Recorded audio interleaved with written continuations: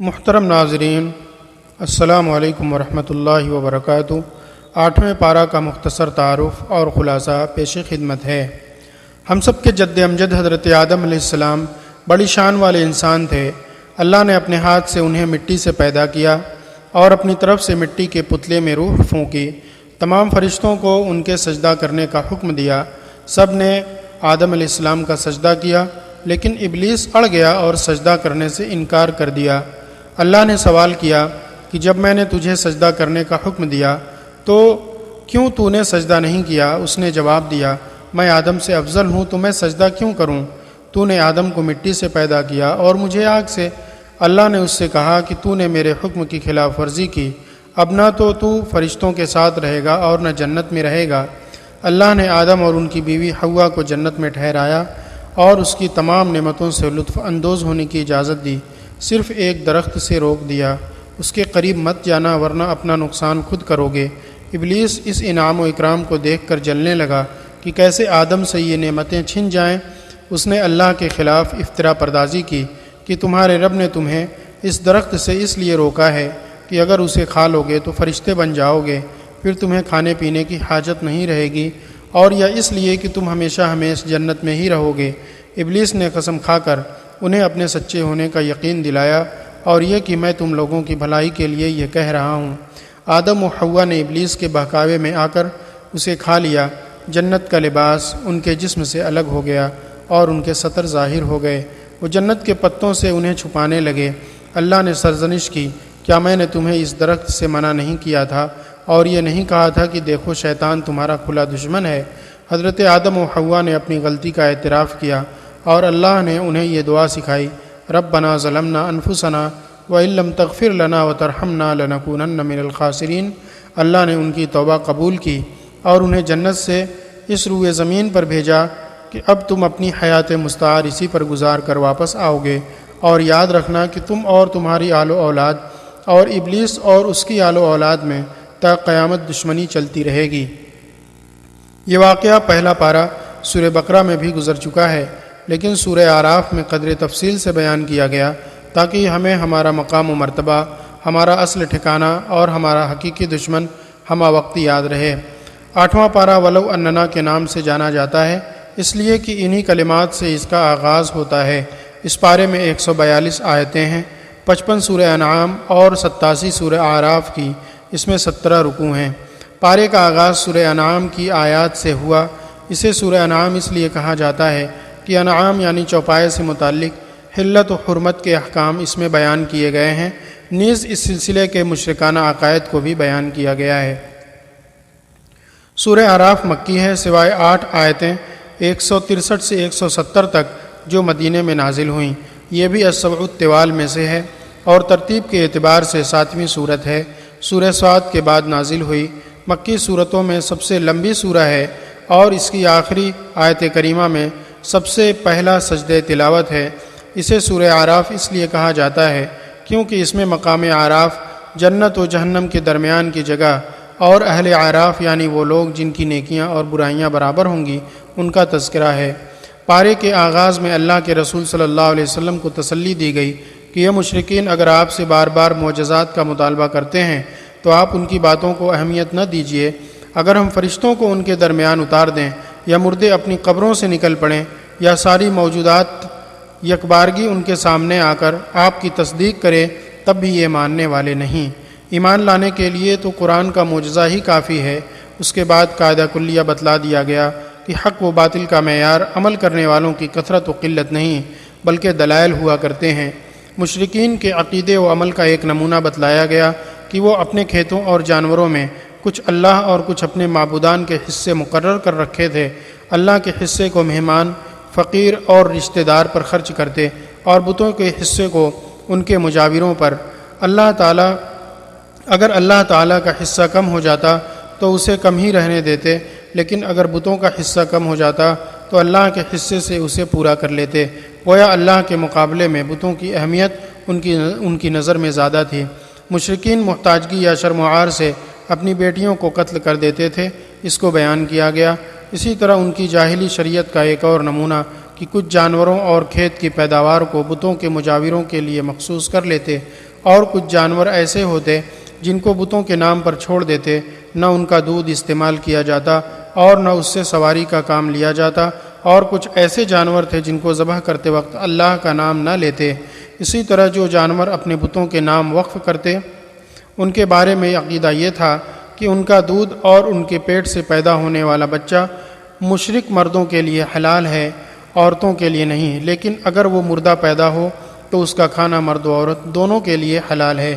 اللہ نے ان جاہلانہ طریقوں کی پرزور الفاظ میں مذمت کرنے کے بعد اپنی دو نعمتوں پیداوار اور جانوروں کا تذکرہ فرمایا کہ تم شرعی تعلیمات کے مطابق ان سے فائدہ اٹھاؤ اور شیطان کے نقش قدم پر مت چلو۔ بھیڑ نر اور مادہ، بکرا اور بکری، اونٹ اور اونٹنی، بیل اور گائے کا ذکر کر کے مشرکین سے سوال کیا کہ ان کے نر یا مادہ یا بچوں کو کب اللہ نے حرام کیا؟ ہاں، حرام مردار ہے، بہتا ہوا خون اور خنزیر کا گوشت ہے اور غیر اللہ کے نام پر چھوڑا گیا جانور ہے۔ یہ حرام چیزیں بھی انتہائی مجبوری کی حالت میں جائز ہو جاتی ہیں۔ یہود کی سرکشی کی وجہ سے جو چیزیں ان پر حرام کی گئیں ان کو ذکر کیا گیا۔ پھر اللہ کے 10 اہم ترین احکامات: شرک نہ کرو، والدین کے ساتھ اچھا برتاؤ کرو، غربت کی ڈر سے بچوں کا قتل نہ کرو، بے حیائی کے جتنے طریقے ہیں ان کے قریب بھی مت جاؤ، کسی بے گناہ کا قتل نہ کرو، یتیم کے مال کی اچھی طرح حفاظت کرو، اپنا لین دین بالکل درست رکھو، عدل و انصاف سے کام لو۔ اللہ نے ان احکامات کو اپنی وصیت اور صراط مستقیم سے تعبیر کر کے ان پر چلنے کی تاکید فرمائی۔ سورہ اعراف کا آغاز اللہ نے اپنی چند نعمتوں کے بیان سے کیا۔ قرآن کریم کا نزول، انسان کو زمین میں آباد کر کے تمام ضروریات کی فراہمی اور اسے اچھی شکل و صورت میں پیدا فرمانا، آدم و ابلیس کا واقعہ ذکر کرنے کے بعد انسانوں کو 4 مرتبہ بنی آدم کہہ کر مخاطب کیا، جس کا مقصد انہیں ان کا مقام و مرتبہ یاد دلانا ہے۔ 3 آیتوں میں لباس اور ستر پوشی کی اہمیت کو بتلایا گیا اور اسی ضمن میں مشرکین مکہ کے باطل رسم کی مذمت کی گئی کہ وہ کعبہ کا طواف ننگے کرتے تھے، اور چوتھی آیت میں رسول کی اتباع اور تقوی اختیار کرنے والوں کو بشارت دی گئی۔ جہنمی اور جنتی دونوں کے اوصاف ذکر کرنے کے بعد ان کی گفتگو ذکر کی گئی اور یہ بتایا گیا کہ جہنمی جنتیوں سے کھانا پینا مانگیں گے۔ وہ کہیں گے کہ اللہ نے ان نعمتوں کو جن میں ہم ہیں جہنمیوں پر حرام کر دیا ہے۔ انہی آیات کے درمیان اعراف اور اہل اعراف کا تذکرہ بھی ہے۔ اس کے بعد اللہ نے اپنی قدرت کاملہ کے دلائل کو ذکر کیا۔ آسمان و زمین، عرش عظیم، سورج، چاند، ستارے، ہوا، بارش، زمین اور اس کی پیداوار، اور اسی درمیان ان بیش قیمتی نعمتوں کے نوازنے والے رب کریم نے اپنے بندوں کو عاجزی کے ساتھ اور چپکے چپکے اپنی بے پناہ رحمتوں کی امید اور اپنے عذاب سے ڈرتے ہوئے دعا کرنے کا حکم دیا ہے۔ پارے کا اختتام قوم نوح، قوم عاد، قوم ثمود، قوم لوط، قوم صالح، ان کی بدعمالیوں اور ان پر اللہ کے عذاب کے ذکر کے بعد قوم شعیب اور لین دین کے معاملات میں ان کی بے راہ روی کے تذکرے کے ساتھ کیا گیا۔ ان واقعات کا بیان اللہ کے رسول صلی اللہ علیہ وسلم کی صداقت کی دلیل بھی ہے کہ امی ہونے کے باوجود آپ اپنی قوم کے لوگوں کو اتنی قدیم انسانی تاریخ بتلا رہے ہیں۔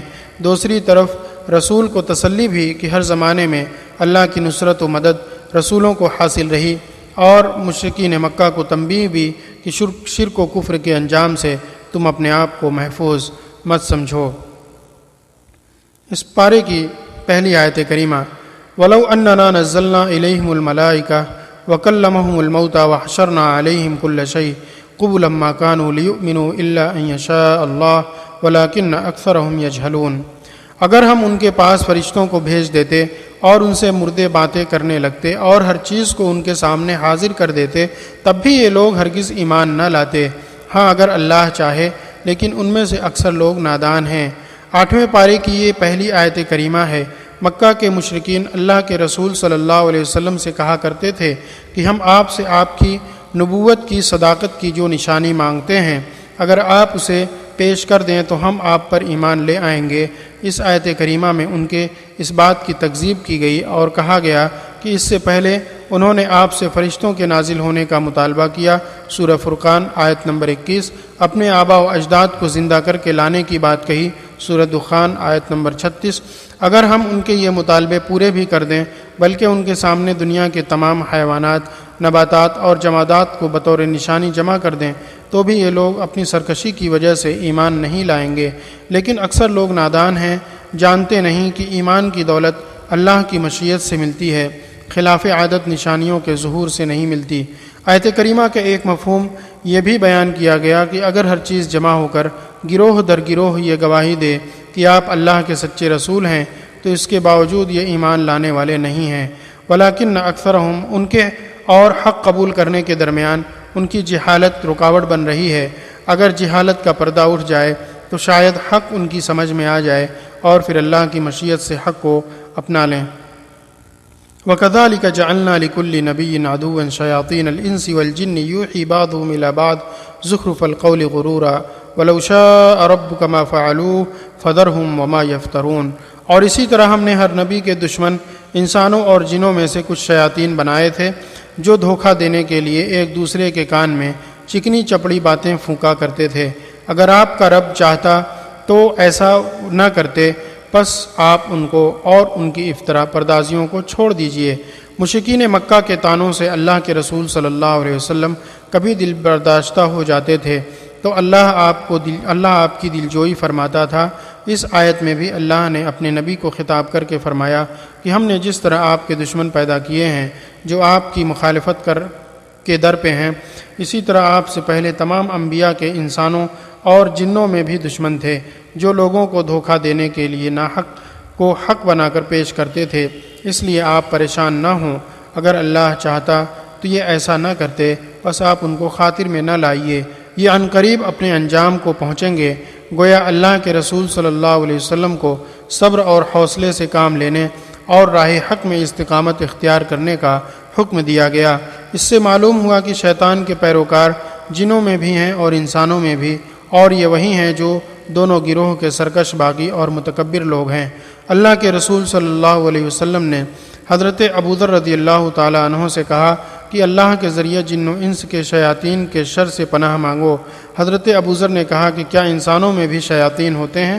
آپ صلی اللہ علیہ وسلم نے فرمایا کہ ہاں، انس و جن کے شیاطین ایک دوسرے کو فریب و ملمہ کی باتیں لوگوں کو دھوکہ دینے کے لیے پہنچاتے ہیں۔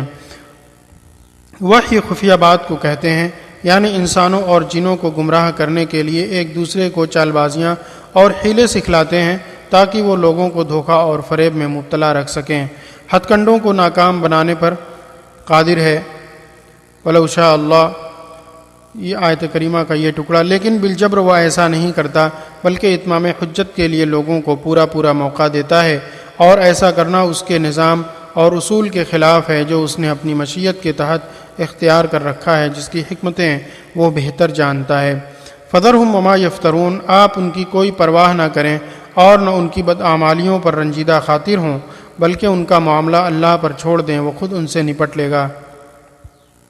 اور تاکہ ان کی طرف ان لوگوں کے قلوب مائل ہو جائیں جو آخرت پر یقین نہیں رکھتے اور وہ انہیں پسند کر لیں، اور جو گناہوں کے کام وہ کرتے ہیں وہی یہ لوگ بھی کریں۔ شیطانی وساوس کے شکار وہی لوگ ہوتے ہیں اور وہی ان کو اپنا پیشوا مان کر ان کے کہے پر چلتے ہیں جو آخرت پر ایمان نہیں رکھتے۔ اور یہ حقیقت ہے کہ جس قدر لوگوں کے دلوں میں عقیدہ آخرت کے بارے میں ضعف پایا جاتا ہے، اسی قدر لوگ شیطان کی چال میں پھنستے چلے جاتے ہیں۔ گویا عمل کی صلاح کا دار و مدار جزا و سزا کی یقین پر ہے۔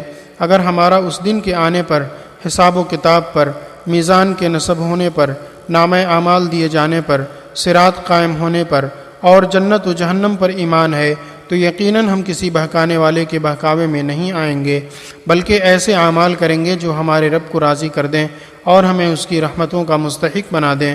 اور موت کے وقت ہم سے یہ کہا جائے، یا ایتھا النفس المطمئنہ، یا ایتھا النفس المطمئنہ ارجعی الی ربک راضیۃ مرضیہ فادخلی فی عبادی وادخلی جنتی۔ سورہ الفجر۔ اے مطمئن نفس، تو اپنے رب کی طرف لوٹ چل، اس حال میں کہ تو اس کے فیصلے سے راضی اور وہ تمہارے اعمال سے خوش ہو، پس میرے خاص بندوں میں شامل ہو جا اور میری جنت میں چلی جا۔ من جملہ یہ کہ 8ویں پارے میں 2 حصے ہیں۔ نمبر 1 سورہ انعام کا بقیہ حصہ، نمبر 2 سورہ اعراف کا ابتدائی حصہ۔ پہلا حصہ سورہ انعام کے بقیہ حصے میں 4 باتیں ہیں۔ نمبر 1 رسول اللہ صلی اللہ علیہ وسلم کو تسلی، نمبر 2 مشرکین کی 4 حماقتیں، نمبر 3 اللہ تعالیٰ کی 2 نعمتیں، نمبر 4 10 وصیتیں۔ نمبر 1 اللہ کے رسول صلی اللہ علیہ وسلم کو تسلی۔ اس صورت میں رسول اللہ صلی اللہ علیہ وسلم کو تسلی ہے کہ یہ لوگ ضدی ہیں، معجزات کا بیجا مطالبہ کرتے رہتے ہیں، اگر مردے بھی ان سے باتیں کریں تو یہ پھر بھی ایمان نہ لائیں گے، قرآن کا معجزہ ایمان لانے کے لیے کافی ہے۔ نمبر 2 مشرکین کی 4 حماقتیں۔ نمبر 1 یہ لوگ چوپایوں میں اللہ تعالیٰ کا حصہ اور شرکا کا حصہ الگ کر دیتے، شرکا کے حصے کو اللہ تعالیٰ کے حصے میں خلط نہ ہونے دیتے، لیکن اگر اللہ تعالیٰ کا حصہ شرکا کے حصے میں مل جاتا تو اسے برا نہ سمجھتے۔ نمبر 2 فقر یا عار کے خوف سے بیٹیوں کو قتل کر دیتے۔ نمبر 3 چوپایوں کی 3 قسمیں کر رکھی تھیں، ایک جو ان کے پیشواؤں کے لیے مخصوص، دوسرے وہ جن پر سوار ہونا ممنوع، تیسرے وہ جنہیں غیر اللہ کے نام سے ذبح کرتے تھے۔ نمبر 4 چوپائے کے بچے کو عورتوں پر حرام سمجھتے، اور اگر وہ بچہ مردہ ہوتا تو عورت اور مرد دونوں کے لیے حلال سمجھتے۔ نمبر 3 اللہ تعالیٰ کی 2 نعمتیں۔ نمبر 1 کھیتیاں، نمبر 2 چوپائے۔ نمبر 4 10 وصیتیں۔ نمبر 1 اللہ تعالیٰ کے ساتھ کسی کو شریک نہ کیا جائے۔ نمبر 2 ماں باپ کے ساتھ اچھا سلوک کیا جائے۔ نمبر 3 اولاد کو قتل نہ کیا جائے۔ نمبر 4 برائیوں سے اجتناب کیا جائے۔ نمبر 5 ناحق قتل نہ کیا جائے۔ نمبر 6 یتیموں کا مال نہ کھایا جائے۔ نمبر 7 ناپ تول پورا کیا جائے۔ نمبر 8 بات کرتے وقت انصاف کو مد نظر رکھا جائے۔ نمبر 9 اللہ تعالیٰ کے عہد کو پورا کیا جائے۔ نمبر 10 صراط مستقیم ہی کی اتباع کی جائے۔ دوسرا حصہ سورہ اعراف کا جو ابتدائی حصہ اس پارے میں ہے، اس میں 5 باتیں ہیں۔ نمبر 1 اللہ تعالیٰ کی نعمتیں۔ نمبر 2 4 ندائیں۔ نمبر 3 جنتی اور جہنمیوں کا مکالمہ۔ نمبر 4 اللہ تعالیٰ کی قدرت کے دلائل۔ نمبر 5 5 قوموں کے قصے۔ نمبر 1 اللہ تعالیٰ کی نعمتیں۔ نمبر 1 قرآن کریم۔ نمبر 2 تمکین فی الارض۔ نمبر 3 انسانوں کی تخلیق۔ نمبر 4 انسان کو مسجود ملائکہ بنانا۔ نمبر 2 صرف 4 ندائیں۔ صرف اس سورہ میں اللہ تعالیٰ نے انسان کو 4 مرتبہ یا بنی آدم کہہ کر پکارا ہے۔ پہلی 3 نداؤں میں لباس کا ذکر ہے، اس کے ضمن میں اللہ تعالیٰ نے مشرکین پر رد کر دیا کہ تمہیں ننگے ہو کر طواف کرنے کو اللہ تعالیٰ نے نہیں کہا جیسا کہ ان کا دعویٰ تھا۔ چوتھی ندا میں اللہ تعالیٰ نے اتباع رسول کی ترغیب دی ہے۔ نمبر 3 جنتیوں اور جہنمیوں کا مکالمہ۔ جنتی کہیں گے کیا تمہیں اللہ تعالیٰ کے وعدوں کا یقین آ گیا؟ جہنمی اقرار کریں گے، جہنمی کھانا پینا مانگیں گے، مگر جنتی ان سے کہیں گے اللہ تعالیٰ نے کافروں پر اپنی نعمتیں حرام کر دی ہیں۔ نمبر 4 اللہ تعالیٰ کی قدرت کے دلائل۔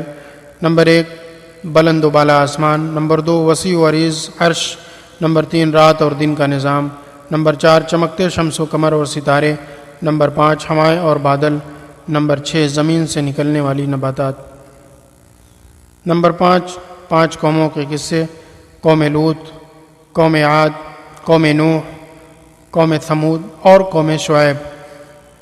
ان قصوں کی حکمتیں: تسلی رسول، اچھوں اور بروں کے انجام بتانا، اللہ تعالیٰ کے ہاں دیر ہے اندھیر نہیں، رسالت کی دلیل کی امی ہونے کے باوجود پچھلی قوموں کے قصے بتانا، انسانوں کے لیے عبرت و نصیحت۔ اللہ تعالیٰ سے دعا ہے اللہ تعالیٰ ہمیں قرآن کی تلاوت کرنے والا اور اس کے معنی و مفاہیم کو سمجھ کر پڑھنے والا بنائے۔ آخر میں آپ سے گزارش ہے کہ ہمارے چینل کو لائک کریں، شیئر کریں اور سبسکرائب کریں۔